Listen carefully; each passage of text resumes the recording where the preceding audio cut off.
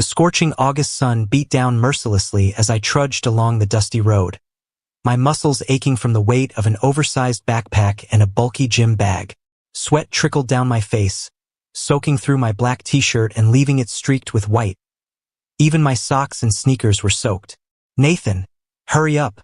My mother's voice echoed from ahead, somehow still full of energy despite the oppressive heat. I mumbled under my breath, willing my legs to move faster. How she managed to walk so confidently in this weather was beyond me. Her white-dyed hair pulled back in a neat ponytail and bounced with each step. Unlike me, she didn't seem bothered by the temperature at all. In her crisp white t-shirt, we passed by high fences concealing elite vacation homes, their grandeur hidden from view. Finally, Mom stopped at a large iron gate, fishing out a set of keys with practiced ease. She unlocked it and swung it open. A white gravel path stretched before us, winding its way through carefully manicured bushes and trees.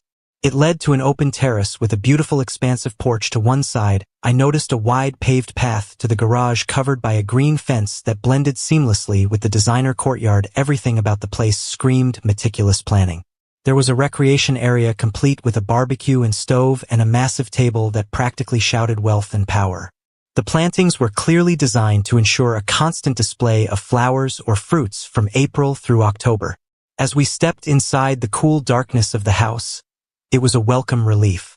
Mom breathed a contented sigh, setting her bag down in the hallway table before heading straight for the kitchen. I followed, taking in the spotless interior.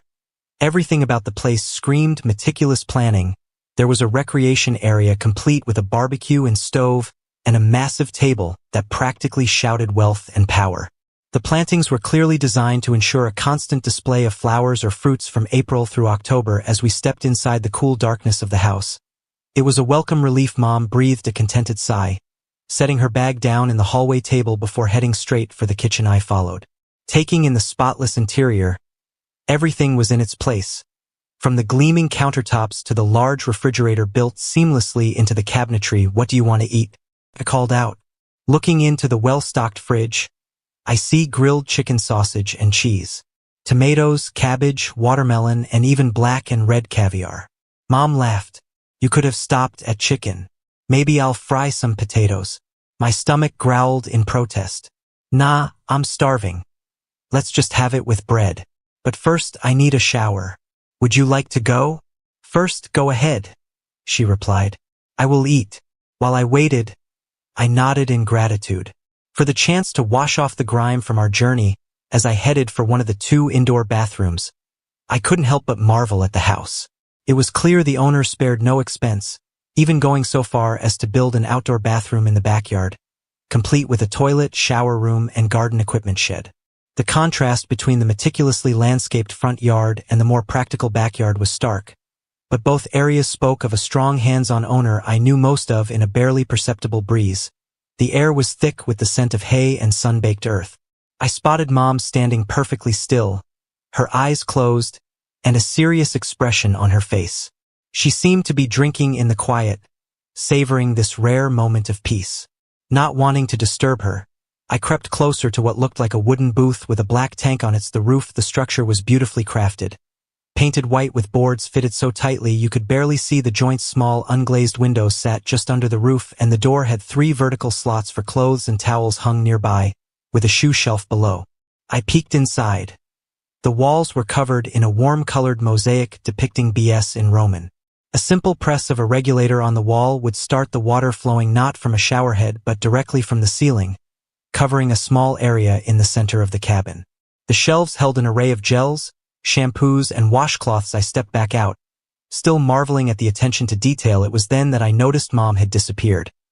Assuming she'd gone back to the house, I decided to head inside and maybe grab that food we talked about earlier.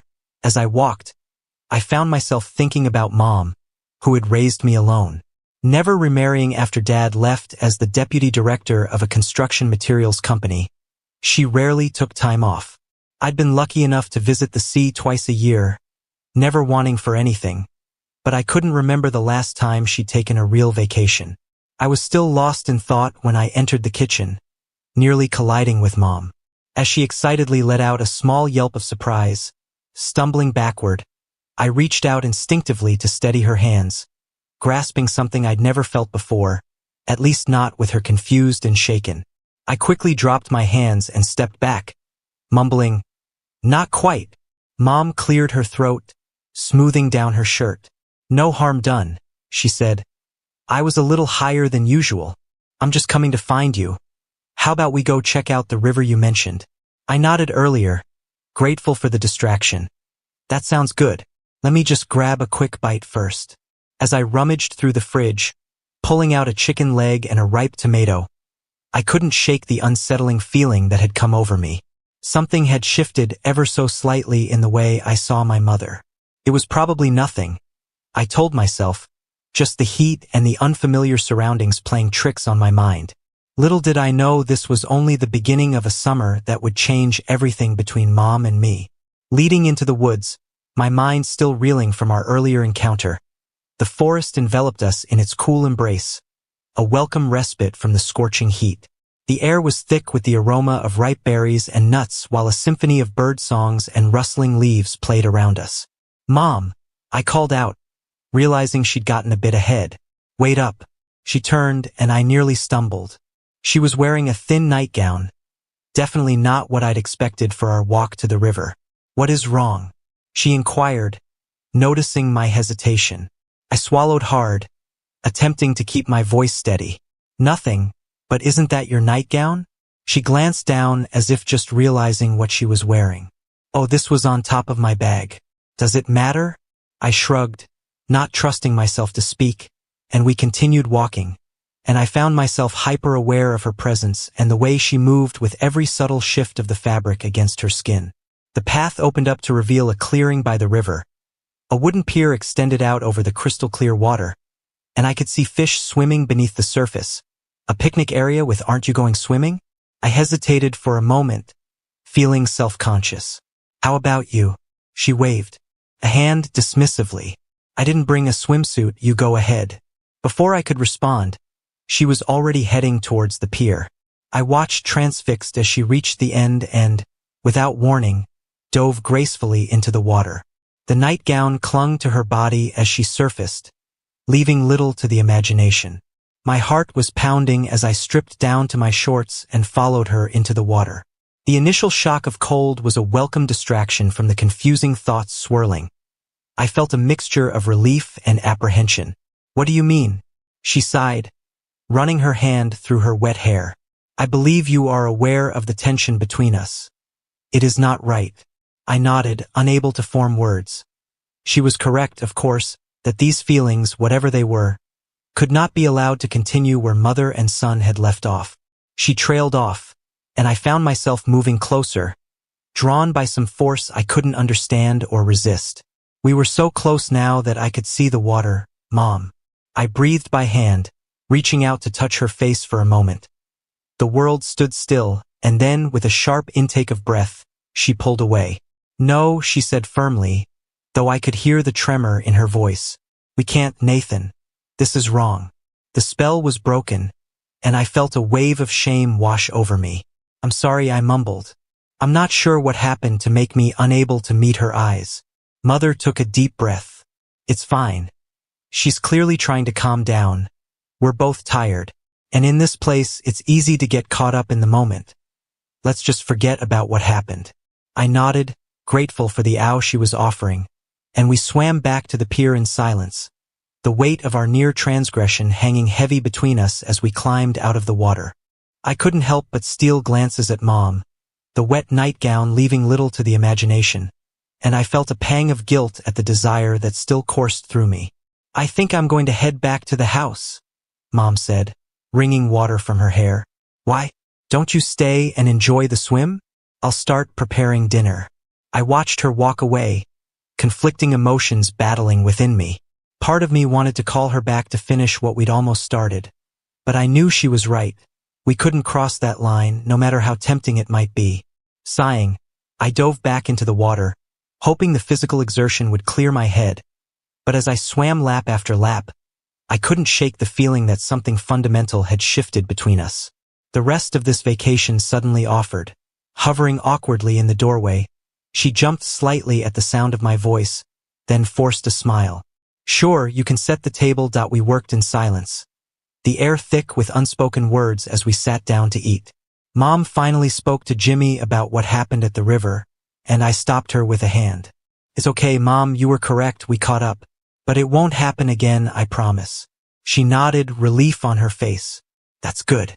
We ate dinner, making stilted small talk about the house and our vacation plans, but beneath it all, I felt a current of tension, of possibility, despite our words, despite our best intentions. I knew this wasn't over. As I lay in bed that night staring at the unfamiliar ceiling, I couldn't help but wonder what the coming days would bring. We'd opened a door that couldn't easily be closed, and I wasn't sure I wanted to close it at all. Sleep eluded me as memories of the day played on repeat in my mind, the feeling of Mom's skin under my hands, the way her wet nightgown clung to her body, the look in her eyes just before she pulled away. I knew it was wrong.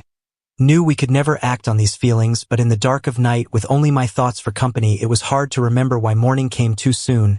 Sunlight streaming through the curtains I'd forgotten to close. I could hear Mom moving around in the kitchen, the smell of coffee wafting up to my room.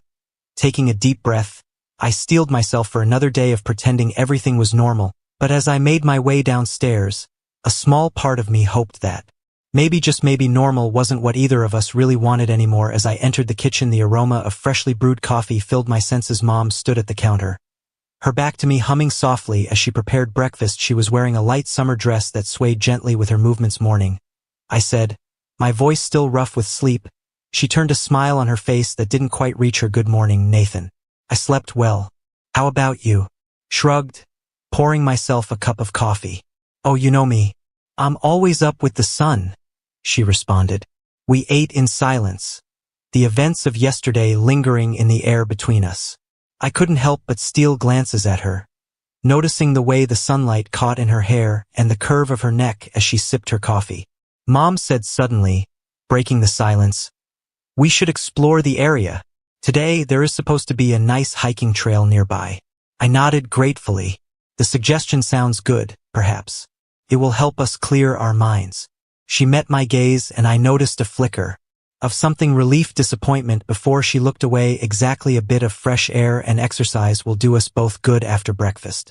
We set out on the trail. The forest was alive with the sounds of birds and rustling leaves, make the air fresh and invigorating. For a while we walked in incomparable silence, the physical activity helping to ease some of the tension between us as we climbed a particularly steep section. Mom stumbled slightly without thinking, and I reached out to steady my hand on her waist. She tensed at my touch, and I quickly pulled away. Sorry, I mumbled, looking anywhere but at her. It's fine, she replied softly. Thank you. We continued on, but something had shifted again.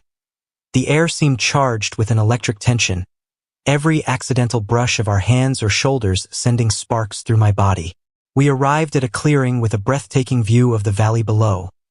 Mom walked to the edge, taking in the scenery, and I stood back and watched her. The sunlight caught her hair, creating a halo effect that took my breath away. Isn't it beautiful? She said. Turning to me with a smile, I replied, not taking my gaze away from her beautiful face. Her smile faltered as she caught the intensity of my gaze, and for a moment we just stared at each other, the air thick with unspoken words and forbidden desires. Mom was the first to look away, clearing her throat. We should go back. It's getting late. The walk back was quiet, both of us lost in our thoughts as we approached the house. Mom abruptly stopped and turned to me. Nathan, her voice trembling slightly. We need to talk about this. Did we immediately understand what she meant? Asked my heart. Are you ringing? She nodded, taking a deep breath. What's happening between us? It's not right. We can't keep pretending it's not there. I know, I said softly, but I can't help how I feel. Mom closed her eyes as if in pain. Neither can I, but we're mother and son. We can't act on these feelings. I took a step closer to her, close enough to see the tears forming in her eyes. Can't we, Mom? I've never felt this way about anyone before. She looked up at conflict clearly in her eyes. Nathan, please, we can't do this. But even as she spoke, she didn't move away. We stood 3 inches apart, the air between us crackling with tension, slowly giving her every chance to pull away. I leaned in. Our lips met in a soft, hesitant kiss for a moment, Mom remained still then. With a small whimper she kissed me back. It was like a dam breaking. All the pent-up tension and desire of the past few days poured out. As we deepened the kiss, my hands found her waist, pulling her closer while hers tangled in my hair. When we finally broke apart, we were both breathing heavily. Mom's eyes were wide, a mix of desire and shock in their depths. "We shouldn't have done that," she whispered. But she made no move to pull away. "But we did," I replied to my tracing her cheekbone, "and I want to do it again." She closed her eyes, leaning into my touch. "This is wrong, Nathan." "So wrong? Does it feel wrong?" I asked, placing soft kisses along her jaw. She shivered, her hands gripping my shoulders. "No," she admitted, "God help me. It feels right." We stood there for a long moment holding each other. The line we just crossed stretching out behind us. I knew there was no going back now. I knew that what we were doing was taboo, forbidden, but in that moment with Mom in my arms, I couldn't bring myself to care. "What do we do now?" I asked softly. Mom looked up at me, a mix of emotions on her face, playing across her face. "I don't know," she admitted, "but we can't tell anyone about this ever." I nodded, understanding the gravity of our situation. "It'll be our secret, I promised." She smiled sadly, reaching up to cut my face. "Our secret?" she echoed before pulling me down for another kiss. As we made our way back to the house hand in hand, I knew that everything had changed. The rest of our vacation stretched out before us, full of possibilities I had never dared to imagine before. It was wrong. It was forbidden. But in that moment it felt like the most right thing in the world. That night, as we lay together in Mom's bed, our bodies intertwined, I couldn't help but wonder what the future held for us. How would we navigate this new complicated relationship once we returned to our normal lives? But as Mom snuggled closer in her sleep, I pushed to put those thoughts aside for now. I would live in this moment, savoring every second of our forbidden love.